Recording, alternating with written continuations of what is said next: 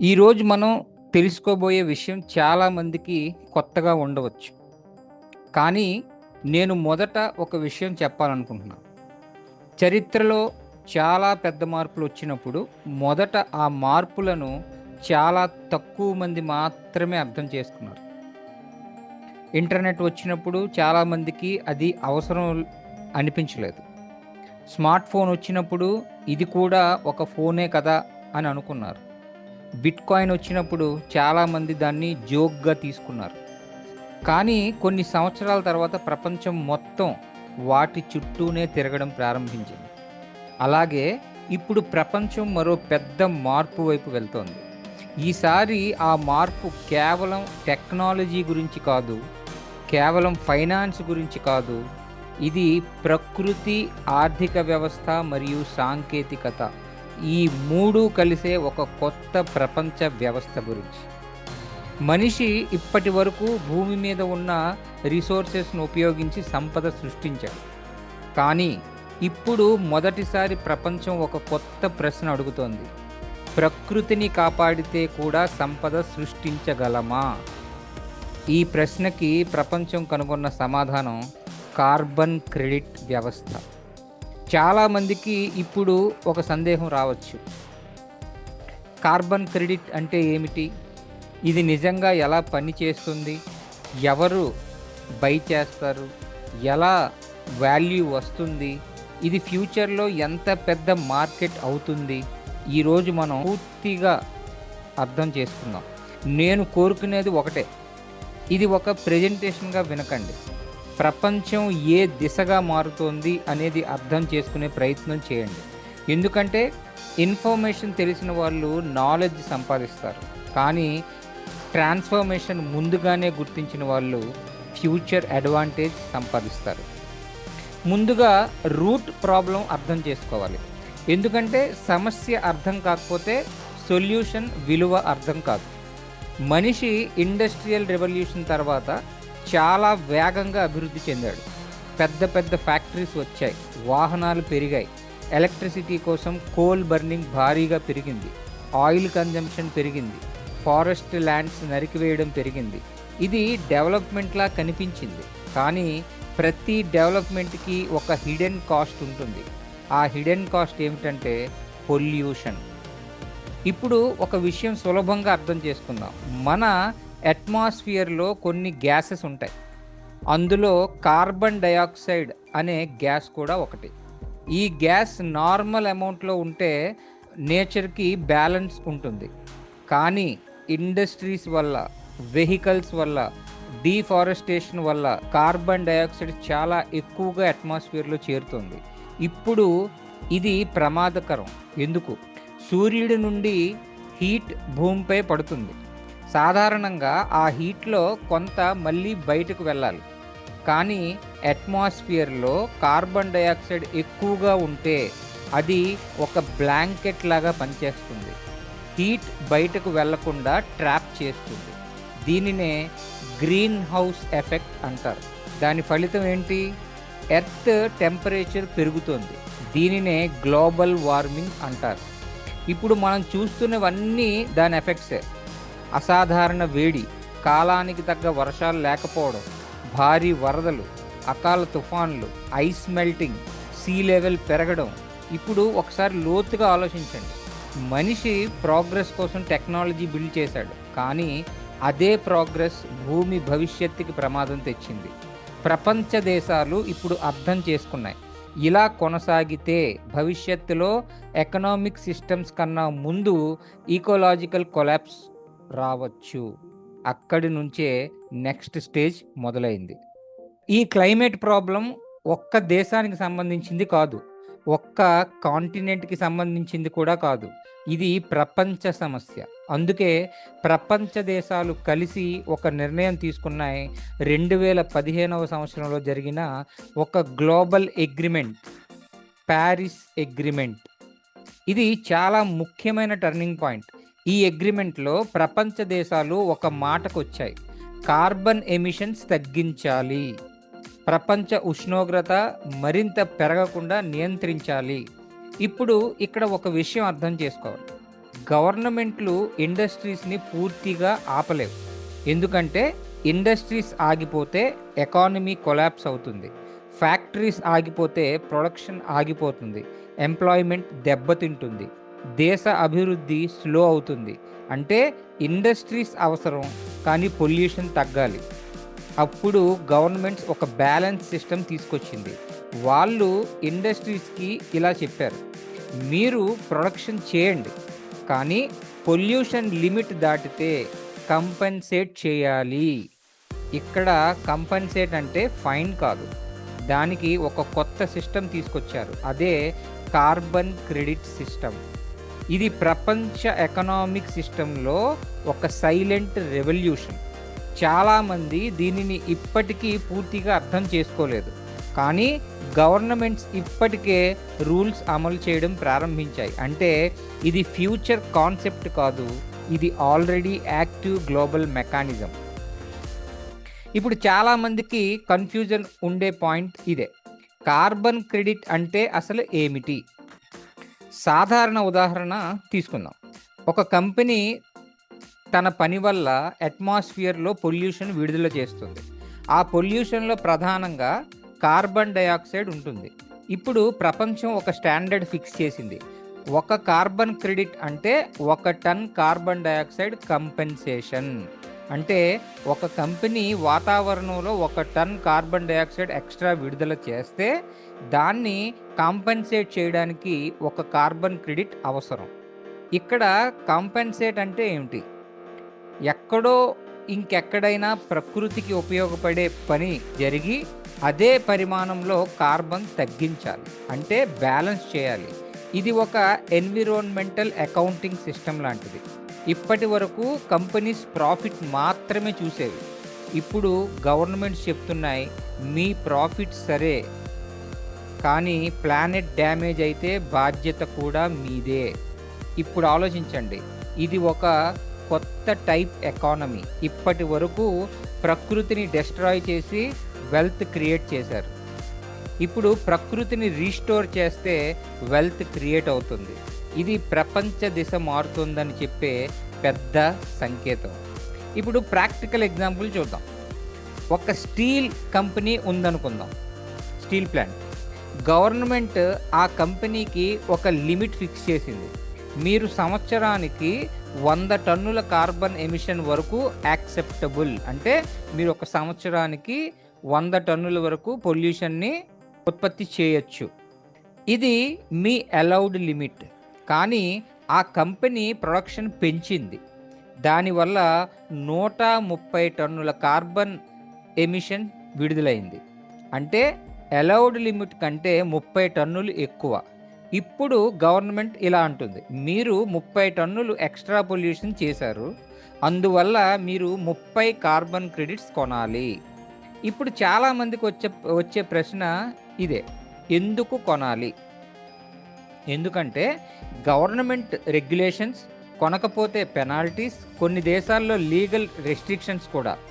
ఇప్పుడు ఇంకో ప్రశ్న, ఎవరి దగ్గర కొనాలి? అక్కడే అసలు సిస్టమ్ ప్రారంభమవుతుంది. ప్రకృతికి ఉపయోగపడే ప్రాజెక్ట్స్ చేసే వాళ్ళు ఉంటారు. ఎగ్జాంపుల్కి చెట్లు నాటే projects, solar projects, wind energy projects, waste management systems. ఇలాంటి ప్రాజెక్ట్స్ సైంటిఫికల్లీ ప్రూవ్ చేస్తే వాళ్ళకి కార్బన్ క్రెడిట్స్ జనరేట్ అవుతాయి. ఆ క్రెడిట్స్ ఇండస్ట్రీస్ కొనుగోలు చేస్తాయి. అంటే ఒకవైపు పొల్యూషన్ చేసే కంపెనీస్ ఉన్నాయి, మరోవైపు ఎన్విరాన్మెంట్ ఇంప్రూవ్ చేసే ప్రాజెక్ట్స్ ఉన్నాయి. ఇద్దరి మధ్య జరిగే వాల్యూ ఎక్స్చేంజ్నే కార్బన్ మార్కెట్ అంటారు. ఇక్కడ ఒక లోతైన విషయం అర్థం చేసుకోవాలి. ఇది డొనేషన్ కాదు, ఇది చారిటీ కాదు, ఇది లీగల్లీ బ్యాక్డ్ ఎకనామిక్ ఈకోసిస్టమ్. ఇప్పుడు మనం చాలా ముఖ్యమైన భాగంలోకి వచ్చాం. ఇప్పటి వరకు మనం ఒక విషయం అర్థం చేసుకున్నాం, ఇండస్ట్రీస్ పొల్యూషన్ చేస్తాయి, లిమిట్ దాటితే కార్బన్ క్రెడిట్స్ కొనాలి. కానీ ఇప్పుడు అసలు ప్రశ్న మొదలవుతుంది, ఈ కార్బన్ క్రెడిట్స్ ఎక్కడి నుంచి వస్తాయి? ఏదైనా కంపెనీ ప్రింట్ చేస్తుందా? ఏదైనా సాఫ్ట్వేర్ క్రియేట్ చేస్తుందా? లేదా డిజిటల్గా జనరేట్ చేస్తారా? దీని ఆన్సర్ నో. కార్బన్ క్రెడిట్స్ అనేవి క్రియేట్ చేయబడేవి కాదు, వాటిని సంపాదించాలి. ఇది చాలా ముఖ్యమైన విషయం. ఎందుకంటే ఇది క్రిప్టో కరెన్సీ లాగా టోకెన్ క్రియేట్ చేయడం కాదు. ఇది ప్రకృతికి జరిగిన నిజమైన ఇంప్రూవ్మెంట్‌కి ఇచ్చే మెజరబుల్ వాల్యూ. సులభంగా చెప్పాలంటే ఒక ప్రాంతంలో మనం ప్రకృతికి ఉపయోగపడే పని చేశాం అనుకుందాం. దానివల్ల అట్మాస్ఫియర్‌లోకి వెళ్ళాల్సిన కార్బన్ తగ్గింది. లేదా ఇప్పటికే ఉన్న కార్బన్ అబ్జార్బ్ అయింది. అప్పుడు ఆ పాజిటివ్ ఇంపాక్ట్‌ని సైంటిఫిక్‌గా మెజర్ చేస్తారు. అదే మెజర్‌మెంట్ ఆధారంగా కార్బన్ క్రెడిట్స్ ఇష్యూ చేస్తారు. అంటే ఒక క్రెడిట్ వెనకాల యాక్చువల్ ఎన్విరాన్మెంటల్ బెనిఫిట్ ఉండాలి. ఇక్కడ సిస్టమ్ చాలా స్ట్రిక్ట్‌గా ఉంటుంది. ఎందుకంటే ప్రపంచ మార్కెట్ నమ్మకం మీద నడుస్తుంది. ఎవరైనా నేను చెట్లు నాటాను, నాకు క్రెడిట్స్ ఇవ్వండి అంటే ఇవ్వరు. ప్రతి క్లెయిమ్‌కి సైంటిఫిక్ ప్రూఫ్ కావాలి, డాక్యుమెంటేషన్ కావాలి, వెరిఫికేషన్ కావాలి, ఇండిపెండెంట్ అప్రూవల్ కావాలి. అంటే ఒక విషయం గుర్తుంచుకోవాలి, కార్బన్ క్రెడిట్స్ అనేవి నంబర్స్ కాదు. అవి ప్రకృతిలో జరిగిన నిజమైన పాజిటివ్ చేంజ్ ఇచ్చే సర్టిఫైడ్ ఎకనామిక్ వాల్యూ. ఇక్కడ చాలామంది మొదటిసారి రియలైజ్ అవుతారు, ప్రకృతిని కాపాడడం ఇప్పుడు మోరల్ రెస్పాన్సిబిలిటీ మాత్రమే కాదు, ఎకనామిక్ యాక్టివిటీ కూడా. ఇప్పుడు ఇంకో ముఖ్యమైన విషయం, ఏ పని చేసినా కార్బన్ క్రెడిట్ వస్తుందా? నో. కార్బన్ రిడక్షన్ లేదా కార్బన్ అబ్జార్ప్షన్ జరగాలి. అంటే ప్రకృతిలో మెజరబుల్ పాజిటివ్ చేంజ్ కనిపించాలి. ఇప్పుడు ప్రపంచంలో ప్రధానంగా కొన్ని యాక్టివిటీస్ ద్వారా క్రెడిట్స్ జనరేట్ అవుతున్నాయి. ఫస్ట్ ట్రీ ప్లాంటింగ్, అంటే చెట్లు నాటడం. ఎందుకంటే చెట్లు అట్మాస్ఫియర్లోని కార్బన్ డయాక్సైడ్ని తీసుకొని ఆక్సిజన్ విడుదల చేస్తాయి. రెండవది సోలార్ ఎనర్జీ. బొగ్గు ద్వారా ఎలక్ట్రిసిటీ తయారు చేస్తే పొల్యూషన్ వస్తుంది. అదే సోలార్ ద్వారా చేస్తే పొల్యూషన్ తగ్గుతుంది. మూడవది విండ్ ఎనర్జీ. నాలుగవది electric vehicle infrastructure, waste management, sustainable agriculture methods. ఇలా చాలా ఉన్నాయి. కానీ ఇక్కడ ఒక ప్రశ్న వస్తుంది, ఇవన్నీ ఉంటే ప్రపంచంలో ఎక్కువగా ఎందుకు ట్రీ ప్లాంటేషన్ గురించి మాట్లాడుతున్నారు? ఎందుకంటే ట్రీస్ ఒక న్యాచురల్ కార్బన్ క్యాప్చర్ సిస్టమ్. మనిషి తయారు చేసిన మెషిన్ కాదు, ప్రకృతి తయారు చేసిన లివింగ్ మెషిన్. ఒక చెట్టు సంవత్సరాల పాటు అట్మాస్ఫియర్ నుంచి కార్బన్ అబ్జార్బ్ చేస్తూనే ఉంటుంది. ఒకసారి ప్లాంటేషన్ జరిగితే సంవత్సరాల పాటు ఇంపాక్ట్ ఉంటుంది. అందుకే ప్రపంచంలో చాలా కార్బన్ ప్రాజెక్ట్స్ ట్రీ ప్లాంటేషన్ ఆధారంగా నిర్మించబడుతున్నాయి. ఇక్కడ మనం అర్థం చేసుకోవాల్సింది, చెట్టు అంటే మనం నీడ కోసం మాత్రమే చూసిన కాలం ముగిసింది. ఇప్పుడు ప్రపంచం చెట్టుని ఒక ఎన్విరాన్మెంటల్ అసెట్గా చూస్తుంది. ఇది చాలా పెద్ద మైండ్ సెట్ షిఫ్ట్. ఇప్పుడు మనం ఎంఎస్టీ మోడల్ గురించి అర్థం చేసుకుందాం. ఎంఎస్టీ ఆల్రెడీ అనౌన్స్మెంట్ చేయడం జరిగింది. ఏంటి? ఈ నవంబర్లో మన ఫస్ట్ హ్యాల్వింగ్ జరగబోతుంది ఎంఎస్టీ బ్లాక్ చైన్. ఈ హ్యాల్వింగ్ తర్వాత లేదా బిఫోర్ ఈ 21 నోట్స్ కూడా యాక్టివేట్ చేయడం జరుగుతుంది. అంటే మన బ్లాక్ చైన్ కంప్లీట్లీ స్కేలబిలిటీలోకి వెళ్తుంది. దాని తర్వాత 1 by 1 ప్రాజెక్ట్స్ లైవ్ అవుతాయి. దాంట్లో one of the biggest and real world use case అయిన కార్బన్ క్రెడిట్ ప్రాజెక్ట్ ఒకటి, రైట్? సో ఆ ప్రాజెక్ట్ మన ఎంఎస్టీకి ఎలా యూజ్ అవ్వబోతుందో మనం చూద్దాం. ఇప్పుడు మనం ఎంఎస్టీ మోడల్ గురించి అర్థం చేసుకుందాం. చాలామంది ఒక సాధారణ తప్పు చేస్తారు, చెట్లు నాటితే చాలు కదా, క్రెడిట్స్ వస్తాయి కదా అని అనుకుంటారు. అది నిజం కాదు. ఎందుకంటే కార్బన్ మార్కెట్ ర్యాండమ్ యాక్టివిటీని యాక్సెప్ట్ చేయదు. ఎగ్జాంపుల్కి మనం ఇంటి దగ్గర 100 చెట్లు నాటాం అనుకుందాం, అది మంచి పని, కానీ కార్బన్ క్రెడిట్స్ రావు. ఎందుకంటే స్ట్రక్చర్డ్ ప్రాజెక్ట్ కావాలి, ప్రాపర్ ల్యాండ్ ఐడెంటిఫికేషన్ ఉండాలి, లీగల్ పర్మిషన్స్ ఉండాలి, లాంగ్ టర్మ్ మెయింటెనెన్స్ ఉండాలి, డాక్యుమెంటేషన్ ఉండాలి, ట్రాకింగ్ ఉండాలి. ఇప్పుడు ఎంఎస్టీ ఏం చేస్తుంది? మొదట సరైన భూమిని ఐడెంటిఫై చేస్తుంది. ఆ భూమి ఎన్విరాన్మెంటల్ ప్రాజెక్ట్కి సూటబులా కాదా చూసుకుంటుంది. అధికారిక అప్రూవల్స్ తీసుకుంటుంది. ఫారెస్ట్ డిపార్ట్మెంట్ లేదా సంబంధిత సంస్థలతో కోఆర్డినేషన్ చేస్తుంది. ఎక్కడ ప్లాంటింగ్ చేశాం అన్నది డాక్యుమెంట్ చేస్తుంది. ఏ జాతికి చెందిన ప్లాంట్ చేశాం రికార్డు చేస్తుంది. ఎన్ని ప్లాంట్స్ ఉన్నాయో మెయింటైన్ చేస్తుంది. అంటే ఇది ఒక ఆర్గనైజ్డ్ ఈకోసిస్టమ్. ఇక్కడ క్యాజువల్ ప్లాంటింగ్ జరగడం లేదు. ఫ్యూచర్లో కార్బన్ వాల్యుయేషన్కి ఉపయోగపడే సిస్టమాటిక్ ఎన్విరాన్మెంటల్ ఇన్ఫ్రాస్ట్రక్చర్ బిల్డ్ అవుతుంది.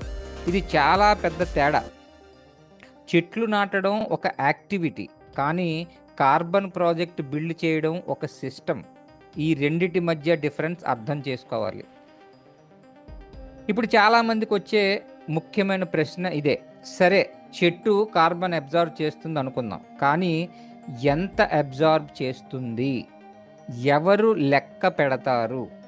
ఇది గెస్ వర్క్ కాదు, సైన్స్.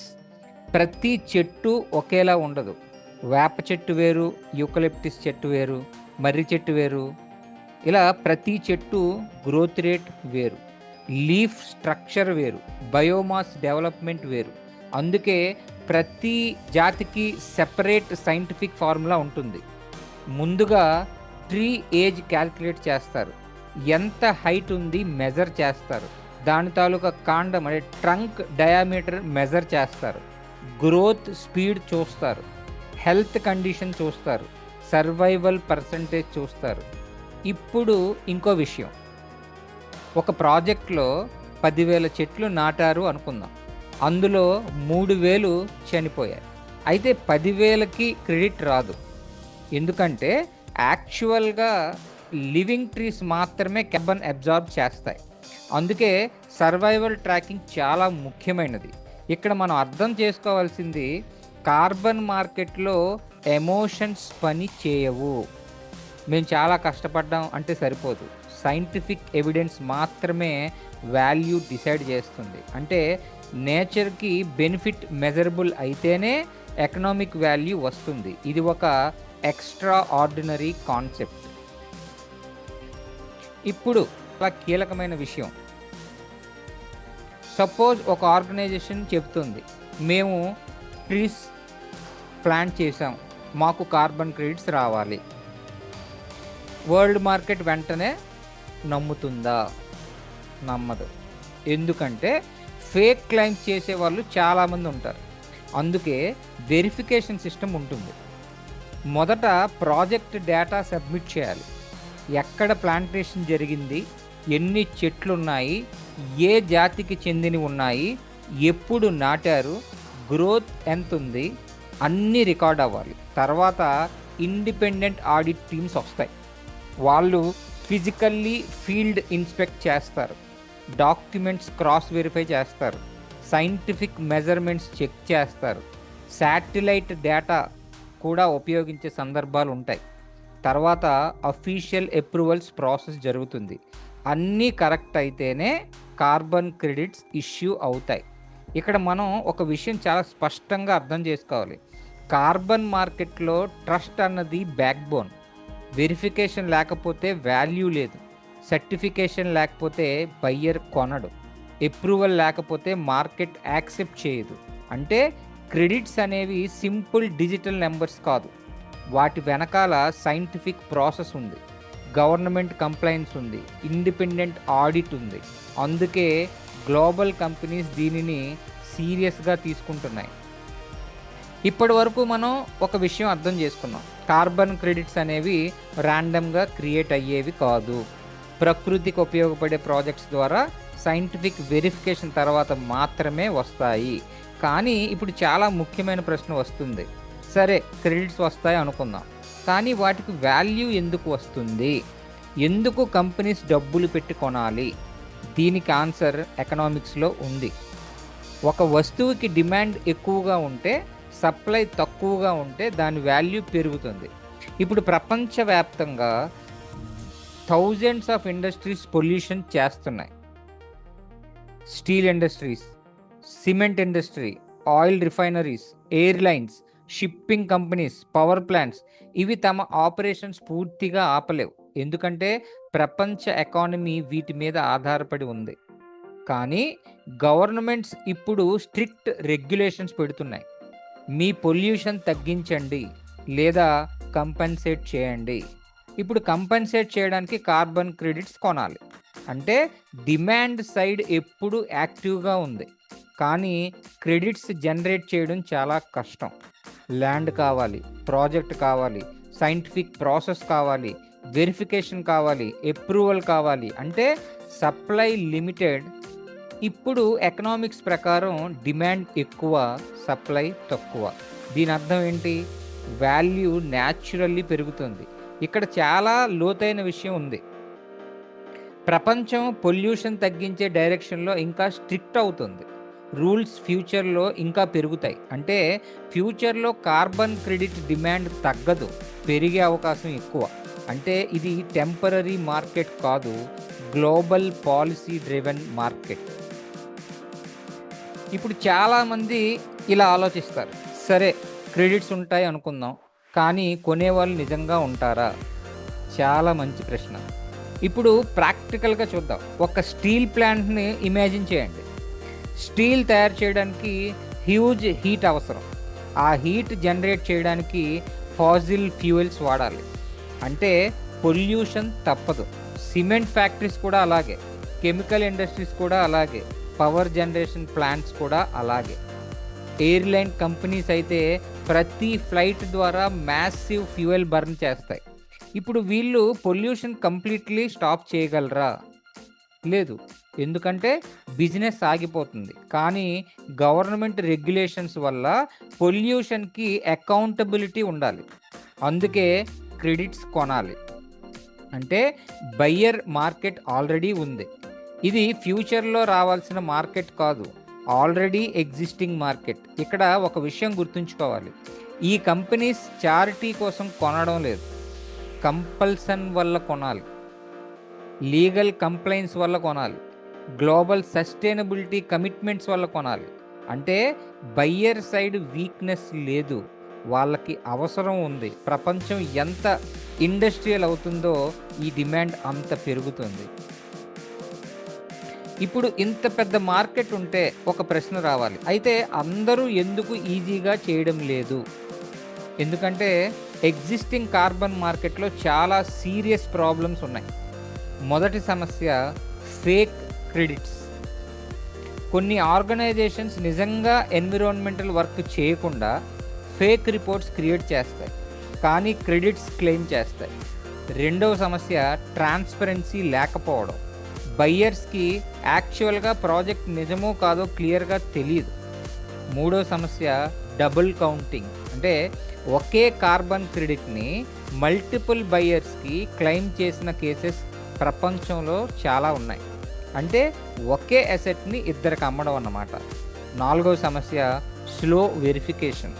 ట్రెడిషనల్ సిస్టమ్స్లో ఆడిట్ ప్రాసెస్ చాలా స్లో, మంత్స్ పడుతుంది, పేపర్ వర్క్ ఎక్కువ, మాన్యువల్ చెకింగ్ ఎక్కువ. ఇప్పుడు ఇమాజిన్ చేయండి, $1 బిలియన్ మార్కెట్లో ట్రస్ట్ లేకపోతే ఏమవుతుంది? సిస్టమ్ వీక్ అవుతుంది, బయ్యర్ కాన్ఫిడెన్స్ తగ్గుతుంది, గ్రోత్ స్లో అవుతుంది. అంటే ప్రపంచానికి కార్బన్ మార్కెట్ అవసరం ఉంది, కానీ ట్రస్ట్ వర్తీ సిస్టమ్ కూడా అవసరం.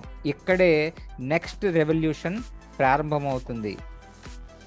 ఇప్పుడు మనం బ్లాక్ చైన్ రోల్ అర్థం చేసుకోవాలి. ముందుగా బ్లాక్ చైన్ అంటే ఒక సింపుల్ ఐడియా. ఒకసారి డేటా రికార్డ్ అయితే దాన్ని మార్చడం చాలా కష్టం. ఇది పర్మనెంట్ లెడ్జర్లా ఉంటుంది. ఇప్పుడు కార్బన్ మార్కెట్లో బ్లాక్ చైన్ ఎందుకు పవర్ఫుల్? మొదటిది ట్రాన్స్పరెన్సీ. ప్రతి ట్రాన్సాక్షన్ పబ్లిక్ రికార్డ్ అవుతుంది, ఎవరు ఓనర్ అనేది క్లియర్గా తెలుస్తుంది. రెండవది ట్యాంపర్ ప్రూఫ్ రికార్డ్స్. ఒకసారి డేటా సేవ్ అయితే తర్వాత ఫేక్ చేంజెస్ చేయలేరు. మూడవది డబుల్ కౌంటింగ్ ఇంపాసిబుల్. ఒక కార్బన్ క్రెడిట్ ఒకసారి ట్రాన్స్ఫర్ అయితే అదే క్రెడిట్ని మళ్ళీ మరో బయ్యర్కి ఇవ్వడం ఇంపాసిబుల్. నాలుగవది fast verification. Traditional manual audits కన్నా ఇన్స్టాంట్ రికార్డ్ వెరిఫికేషన్ పాసిబుల్. ఇప్పుడు ఆలోచించండి, ఇప్పటి వరకు కార్బన్ మార్కెట్కి ట్రస్ట్ ప్రాబ్లం ఉంది, బ్లాక్ చైన్ అదే ట్రస్ట్ ప్రాబ్లమ్ని సాల్వ్ చేస్తుంది. అంటే టెక్నాలజీ ఎన్విరాన్మెంట్కి సర్వీస్ చేస్తుంది, ఇది చాలా పవర్ఫుల్ కాంబినేషన్.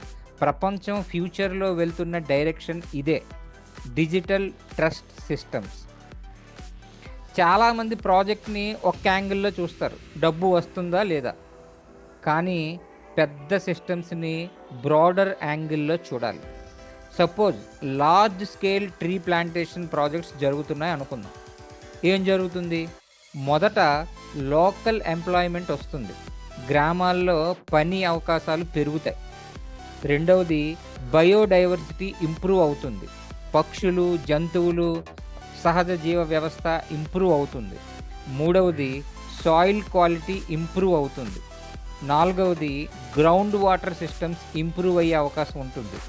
ఐదవది లోకల్ కమ్యూనిటీస్కి డైరెక్ట్ ఇన్కమ్ వస్తుంది. ఆరవది ఎన్విరాన్మెంటల్ అవేర్నెస్ పెరుగుతుంది, స్కూల్స్కి అవేర్నెస్ ప్రోగ్రామ్స్ వెళ్తాయి. అంటే ఒక సింపుల్ ట్రీ ప్లాంటేషన్ ప్రాజెక్ట్ కాదు ఇది, ఒక ఈకో సిస్టమ్ ట్రాన్స్ఫర్మేషన్.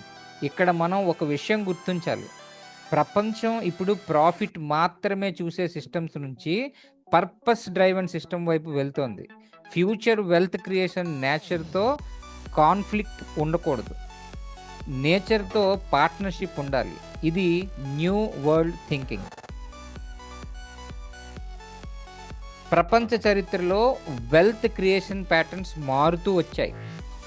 ఒకప్పుడు ల్యాండ్ విలువైంది, తర్వాత ఆయిల్, తర్వాత ఇంటర్నెట్, తర్వాత డేటా. ఇప్పుడు ప్రపంచం నెక్స్ట్ స్టేజ్లోకి వెళ్తుంది, సస్టైనబిలిటీ ఎకానమీ.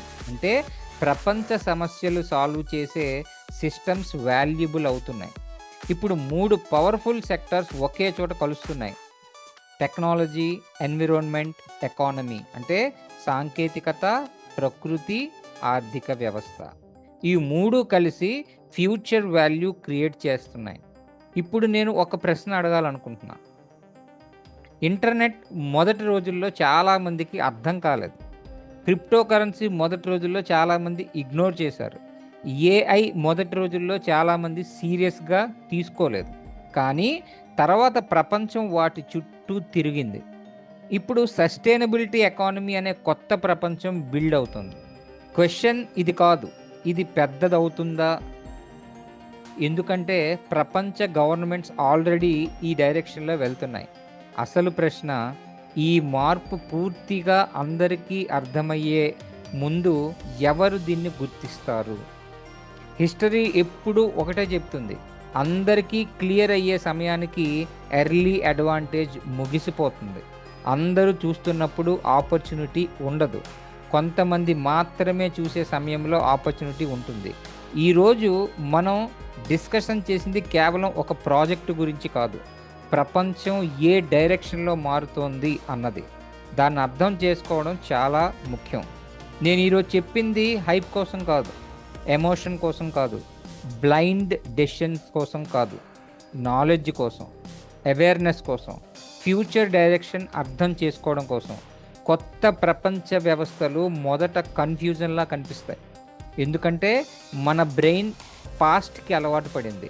కానీ ఫ్యూచర్ ఎప్పుడూ కొత్త రూపంలో వస్తుంది. అందుకే నేను చివరగా ఒక మాట చెప్తా, భవిష్యత్తు మారిన తర్వాత అందరూ గుర్తిస్తారు, కానీ భవిష్యత్తు మారే ముందు గుర్తించిన వాళ్ళే ముందుంటారు. తెలుసుకోండి, స్టడీ చేయండి, లోతుగా అర్థం చేసుకోండి.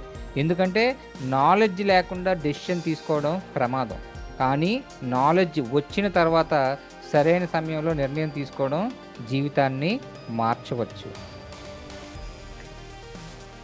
ఇప్పటి వరకు మనం కార్బన్ క్రెడిట్ అంటే ఏమిటి, ట్రీ ప్లాంటేషన్ ఎందుకు ముఖ్యమో, బ్లాక్ చైన్ ఎందుకు అవసరమో అర్థం చేసుకున్నాం. కానీ ఇప్పుడు చాలా ముఖ్యమైన ప్రశ్న, ఎంఎస్టీ ఈ కార్బన్ క్రెడిట్ ప్రాజెక్ట్ మరియు ట్రీ ప్లాంటేషన్ ప్రాజెక్ట్ అనౌన్స్ చేసింది.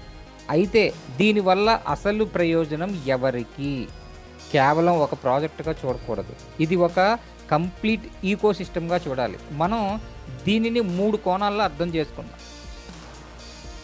ఒకటి, మేనేజ్మెంట్కి కలిగే లాభాలు. ముందుగా ఆర్గనైజేషన్ లేదా మేనేజ్మెంట్ పర్స్పెక్టివ్లో చూద్దాం.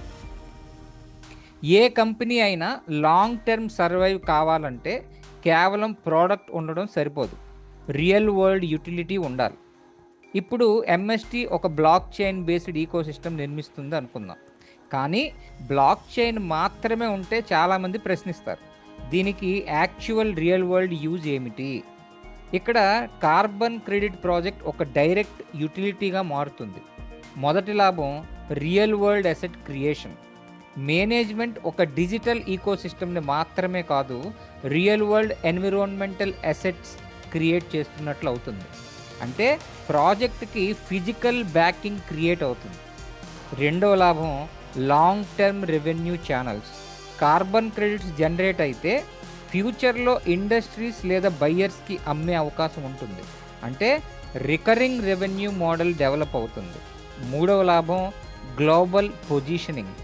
ప్రపంచం సస్టైనబిలిటీ వైపు వెళ్తుంది.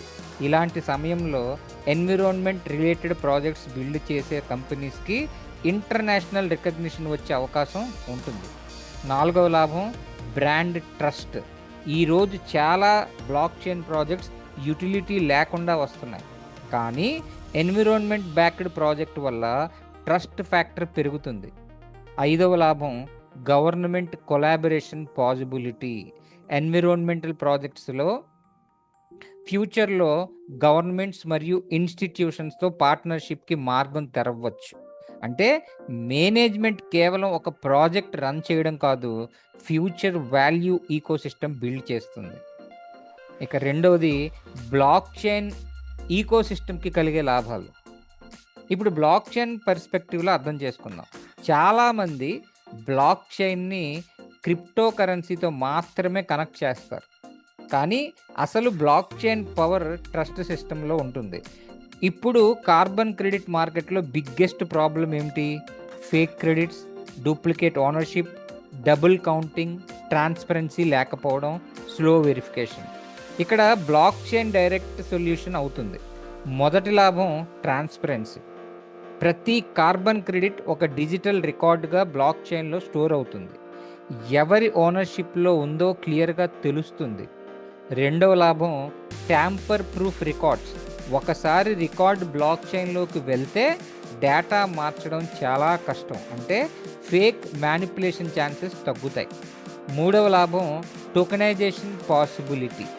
ఫ్యూచర్లో ప్రతి కార్బన్ క్రెడిట్ని బ్లాక్ చైన్ బేస్డ్ డిజిటల్ అసెట్గా రిప్రజెంట్ చేసే అవకాశం ఉంటుంది. అంటే ట్రాన్స్ఫర్ చేయడం ఈజీ అవుతుంది.